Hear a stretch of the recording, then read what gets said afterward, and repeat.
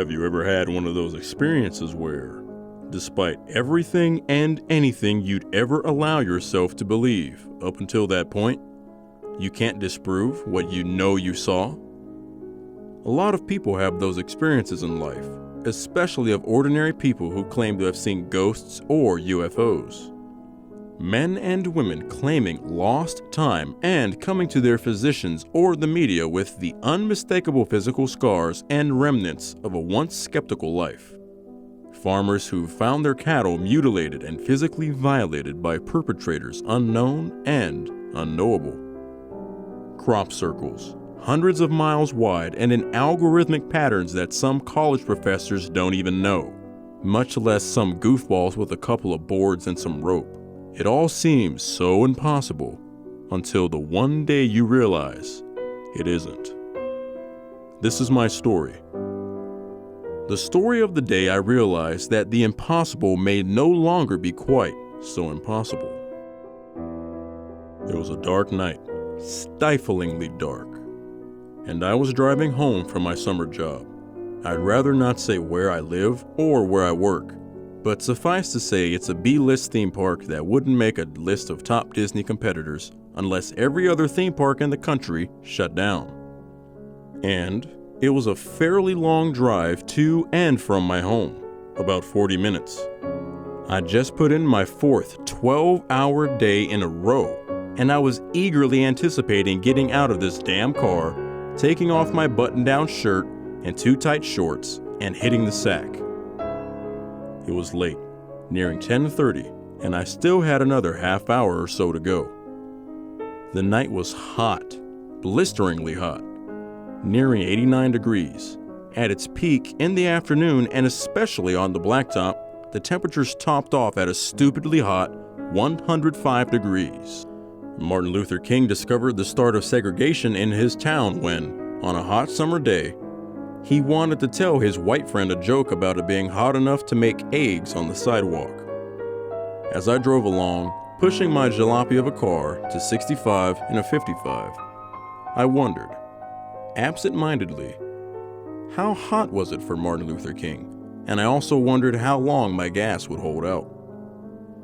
Now mind you, I don't pump my own gas. I'm not sheltered or spoiled.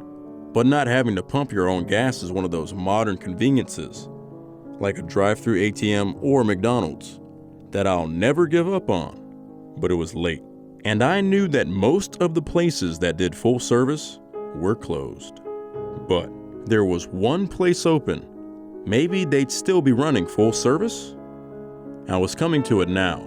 The blackened edges of the road on my right were nothing but open fields and cow pastures.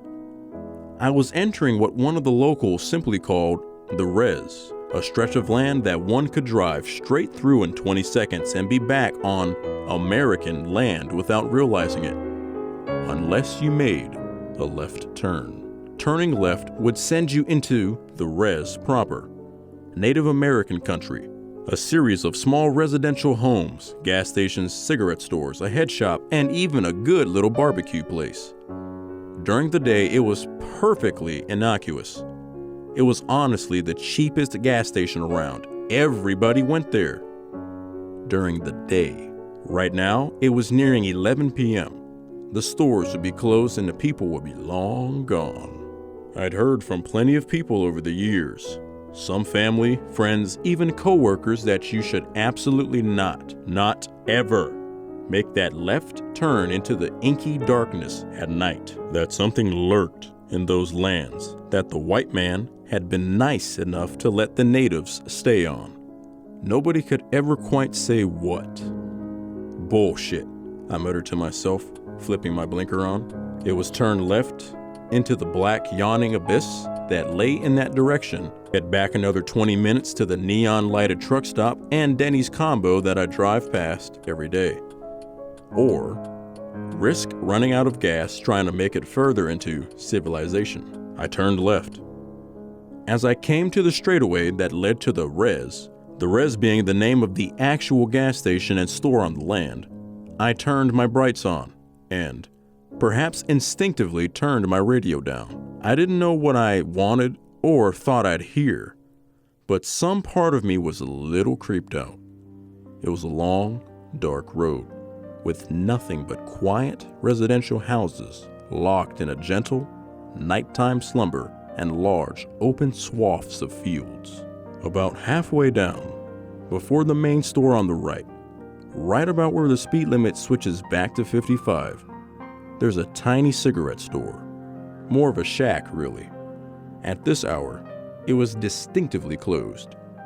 But under the tiny outside light that still shined from its spot above the front door, I noticed some brief movement. Despite the heat of the late night air, I shivered slightly. Damn, those stupid stories are getting to me, I said to myself. I was tired. 12 hours of annoying little kids, bratty teenagers, and angry parents will do that to a person. It could have been anything. A trick of the light, an animal, heat shimmering from the cement parking lot, heating up in the 100+ degree heat. Who knew? Finally, I made it to my destination and I pulled in. Just like I knew it would be, the place was abandoned and locked up tight for the night. I pulled my car next to a pump and got out. The only lights around were a bank of lights that illuminated anything under the pumps, a large floodlight on a pole that lit up part of the immediate area, a, presumably, motion-activated light near the tiny wooden box that could generously be called a building, where employees made change and waited for customers during the day. There were a couple of street lights further up the road, where the road bent around a sharp corner that led deeper into reservation territory. I was alone. Fumbling, I got my wallet out from my back pocket and attempted to swipe my card. Declined. Fuck off, I said to no one in particular. Trying my other emergency card, it worked. I locked the dispenser into the open gas hole with a satisfying. The one problem with these old pumps, I began to realize, was that they took forever to actually pump a full tank of gas. I waited absent-mindedly, checking my phone before I heard a sound that practically made my skeleton dislodge itself from my insides. It was the sound of loose gravel and walking. A soft, quiet, fairly steady walking that sounded like it was coming from the road. I quieted my breathing and reminded myself in my head that everybody had been feeding me stories. Just stupid stories. I was an adult, 30 years old. I wasn't huge, but I can fight if I need to. And I was 3 feet from my damn car, a car that wouldn't fill with gas fast enough. It was about then that I saw him. He walked with a rather awkward, but still somehow steady gait from just up the road. Finally, illuminated by the nearest streetlight, I could make him out. He was an older guy, probably in his late 40s or early 50s. He wore jeans and a plain white shirt. "Hey, can I get some help, son? Please?" the man asked. His voice was raspy. "What happened?" I responded. I didn't know why, but I wanted to keep my distance, so I just asked him without stepping out from under the pumps. He stepped forward, wavering slightly. "Happened?" the man asked again. "Yeah, what happened? Was there some kind of accident?" I asked. For whatever reason, I still didn't feel all too safe around this guy. Without realizing it, I backed up farther, bumping into the back of my car. "Accident," the man stated. Finally, as if on cue, the gas pump clicked, and my receipt printed, the sounds of which, again, almost separated my skin from my bones. "Car accident?" I asked. I didn't want to, but I turned my back and placed the nozzle in its holder. I didn't bother with the receipt. As I turned back around, I noticed the man still hadn't moved again. Thankfully. His lip quivered for the briefest of moments before he started speaking again. "Accident. Car. Help." A car accident? Of course. That makes perfect sense. That would serve to explain his odd behavior and maybe even his odd posture in walking. "Shit. Are you hurt?" I asked. "Hurt. Shit. Accident," he responded, nonsensically. I didn't get it. Maybe this guy just hit his head really hard. "Hold on. Let me pull my car around and I'll call for help. Then we'll take a ride down and you can show me where it happened," I said, once again wincing inwardly as I turned my back on the guy and got in the car. I turned my car on and noticed the full gas tank. The only reason I was here, if I hadn't needed the gas, this poor old dude would have been stranded out here until morning. I pulled my car around and started turning down the radio, noting some blaring advertisement about used mattress stores and financing options. I pulled my phone out and suddenly, no reception. "Hey man, do you get reception out this way? I'm not getting any." "Reception?" asked the man, seemingly confused by the term. He stuck his hand in his left pocket and ruffled around before pulling out an ancient-looking flip phone. I got out and walked over to the guy, preparing to use his phone. Looking down, I noticed his fingernails for the first time.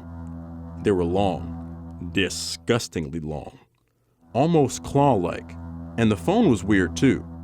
It was tan, almost a flesh color. Looking closer, I began to notice it wasn't actually a phone. My mind began to race, with static filling the inside of my head where all rational thought should have been. That thing wasn't a phone. It was a fucking flesh-colored square sprouting from the palm of his hand. "Sir, what are you?" I sputtered. You. The man sputtered again. "Help. Financing. Options.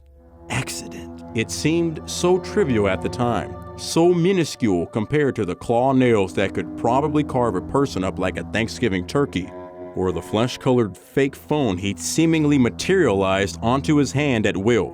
But the thing that will always haunt my memories about that night seems so goofy when you say it out loud.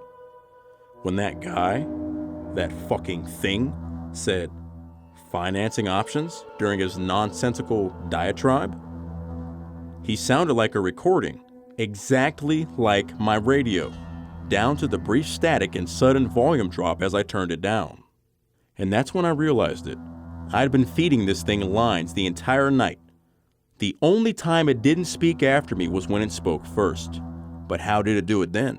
And that's when I finally realized, as I'd been absent-mindedly poking around on my phone while waiting for my car to fill, I'd hit on an auto-playing ad for some theme park, some Looney Tunes park. It was that damn rooster dude, and his exact line was, "Do you need some help having fun this summer, son?" That bastard monster took a line from a cartoon chicken, vocabulary lessons from me, and a radio ad used for mattresses, and tried to lure me to God knows where. Stunned, and now beyond terrified, I looked up again. Suddenly, whatever man facade this thing had was long gone. I looked into the eyes of a creature not born of human means, not meant for human eyes, and evil. So spectacularly evil that it's barely within human reasoning. This creature's eyes were black voids. Whatever sources of light were around us died as they entered the vacuum of this thing's face. Its nose was barely a lump. Its mouth hung limply open, full of dozens, if not hundreds of razor-sharp teeth. Its mouth curled into a smile, if such a creature even knew the concept of happiness. My eyes burned at the sight of it, and my nostrils burned at the smell of copper and burning pennies that seemed to suddenly permeate the air. Despite my legs feeling like cement, I ran. I booked it back to my trusty car. That thing, that foul beast born of 1,000 godless hells, gave a brief chase before retreating into the darkness. I think by seeing its true face, it realized I wouldn't have been easy prey. I'm not foolish enough to think that I tricked it. It gave itself away. Maybe it realized it messed up when I challenged it. Maybe when it screamed my radio station's commercial back at me. I don't know. All I know is I drove off and didn't look back. I couldn't stop sweating for hours after I got home. And the smell of burning pennies was seemingly baked into my clothes for weeks afterwards. I don't know how to win, and I don't know how to kill it. I just know, never get gas at night. Avoid those dark corners of the earth where the unknown treads, and just hope, to whatever entity you pray to, that those dark corners of the earth don't find you.